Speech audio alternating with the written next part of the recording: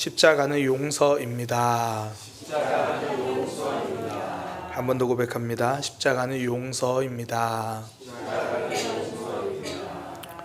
네, 고난주간 특별 새벽기도 함께 해주셔서 너무 감사하고요, 환영합니다.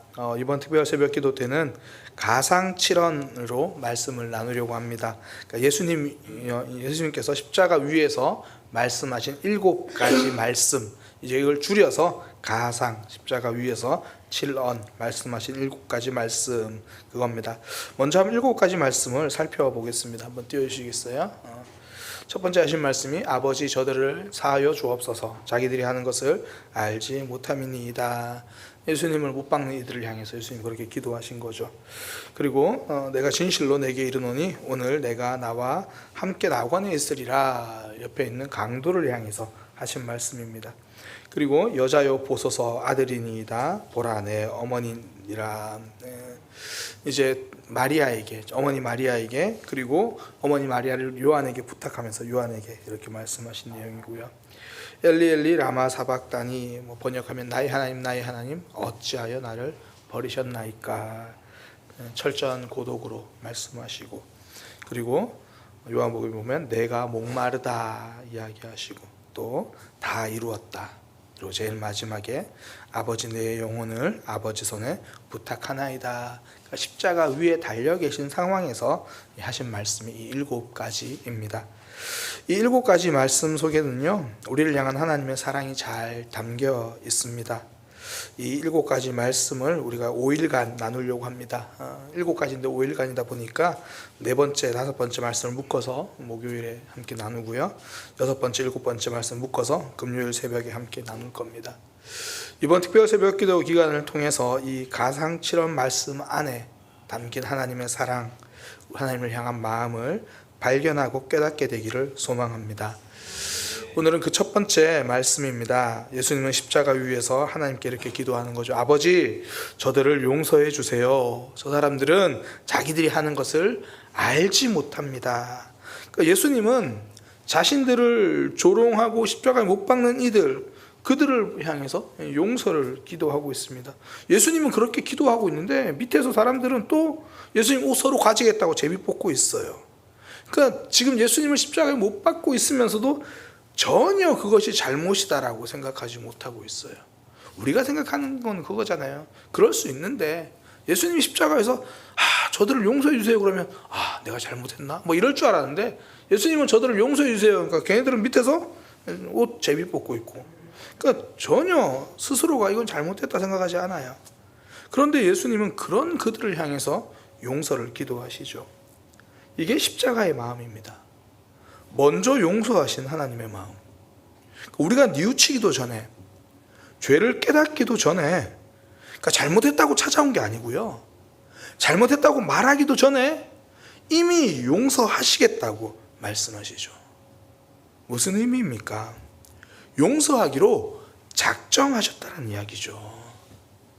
십자가는 용서하시겠다고 작정하신 사랑입니다.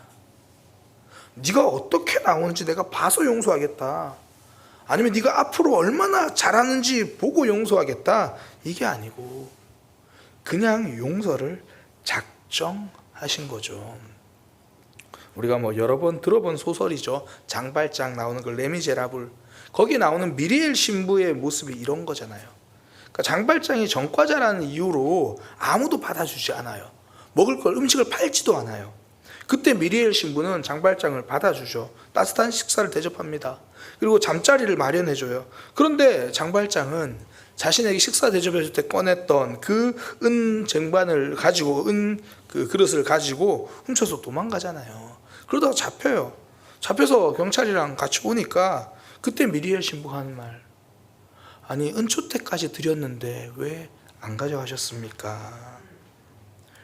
그러니까 장발장을 받아들일 때 내가 이 사람을 섬기면 이 사람이 얼마나 달라져서 잘할 거야, 그런 마음이 아니었다는 거죠.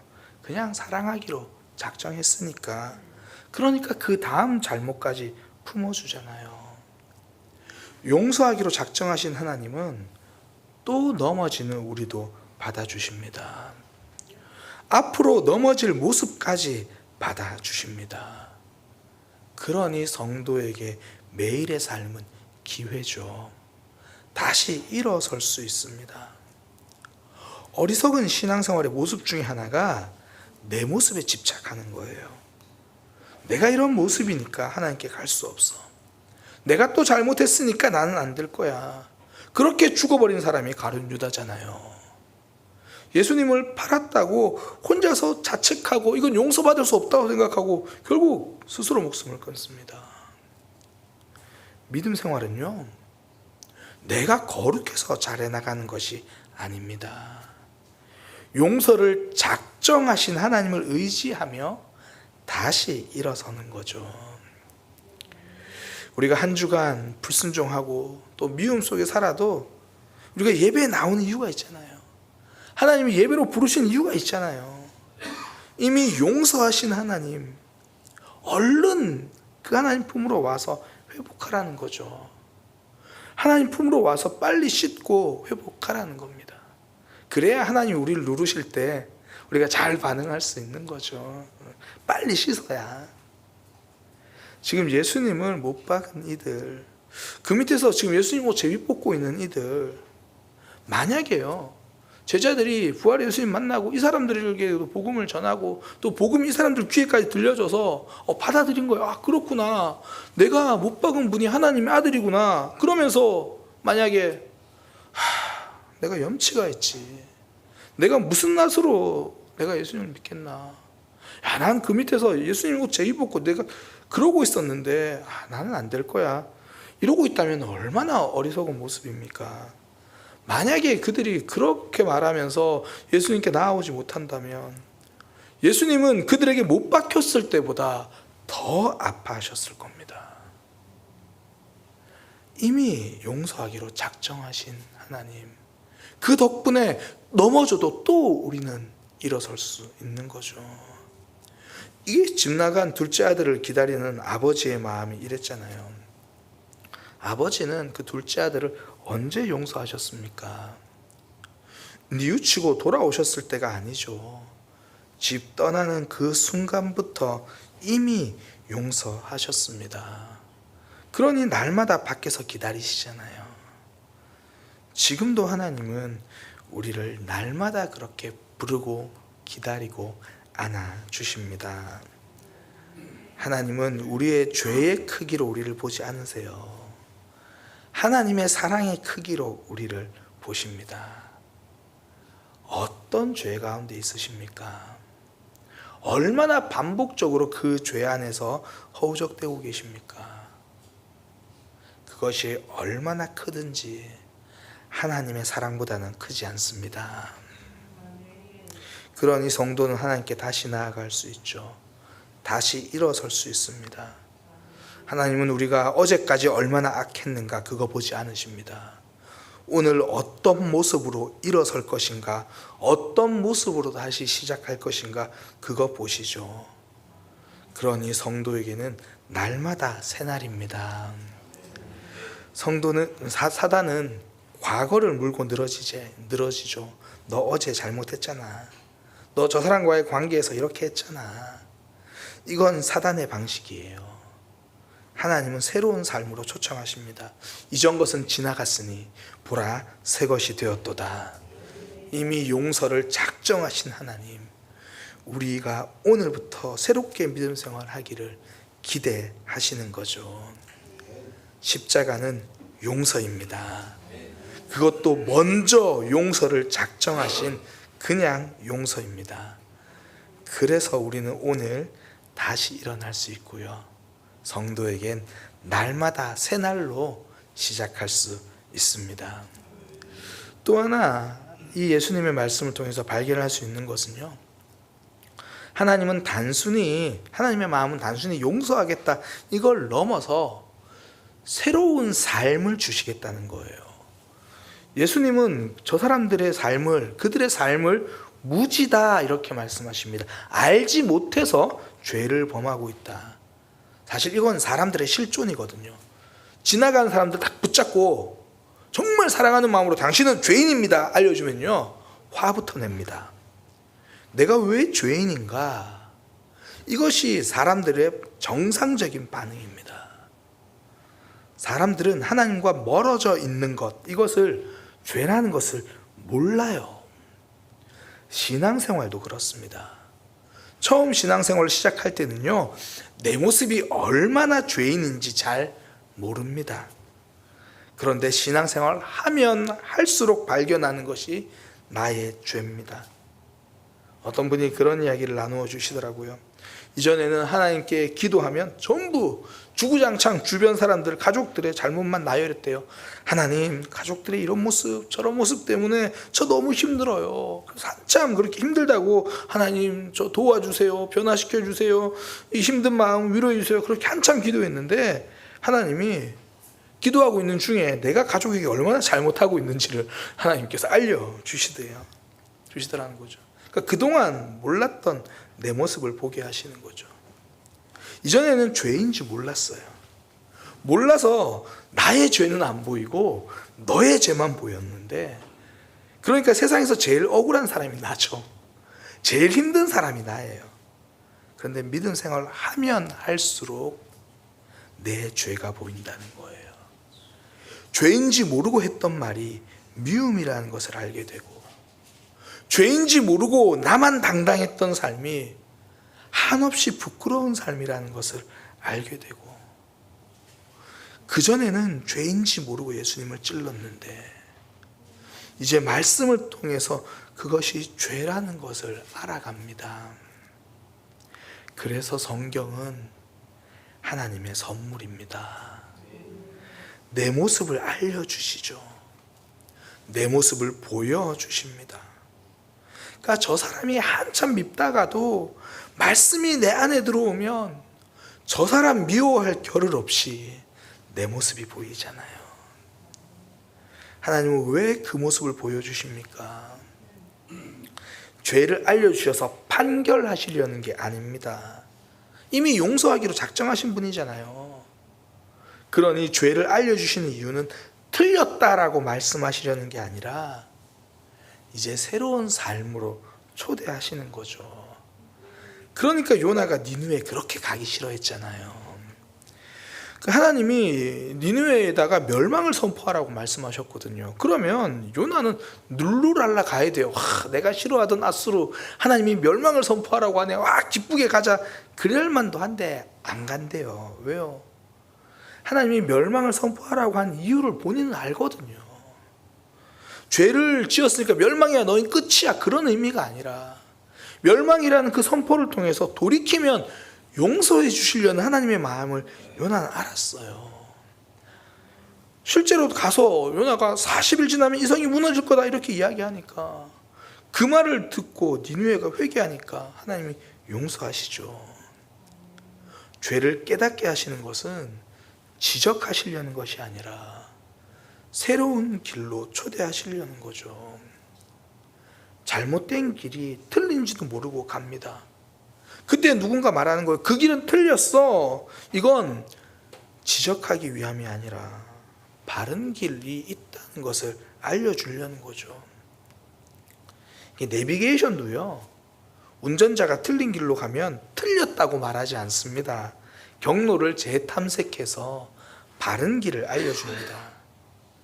우리 하나님의 사랑이 내비게이션보다 못할 리가 없습니다. 말씀은요, 언제나 경로 재탐색입니다. 죄의 길로 가던 우리에게 그 길이 잘못됐다, 그 길 말고 사는 길로 가라, 경로 재탐색이죠. 그러니까 말씀을 들을 때마다 그렇게 되는 것 같아요. 저도 이제 어제 주일날 전사님 말씀을 듣고 나서 번쩍 깨달은 게 미디어 금식이에요. 특별 새벽 기도를 준비한다고 생각하고 고난주간 준비한다고 생각하지만 미디어 금식에 대해서는 제가 정말 정말 해야겠다 생각조차도 안 하고 있었는데, 말씀을 들으니까 죄인지도 모르고 그냥 하나님과 교제하는 삶, 집중하지 못하던 그 모습을 깨닫는 거죠. 그냥 즐기고 싶은 거 즐기고 살았을 거예요, 말씀이 아니면.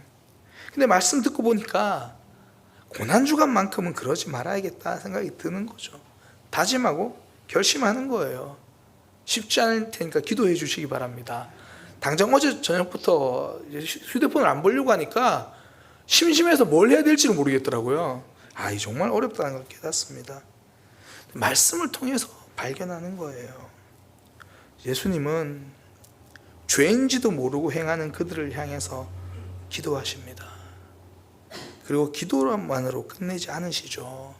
이후에 성령 하나님이 각 사람에게 찾아오셔서 그동안 죄인지도 모르고 행했던 그 일 때문에 슬퍼하시고 울고 계시면서 죄를 알려주시죠.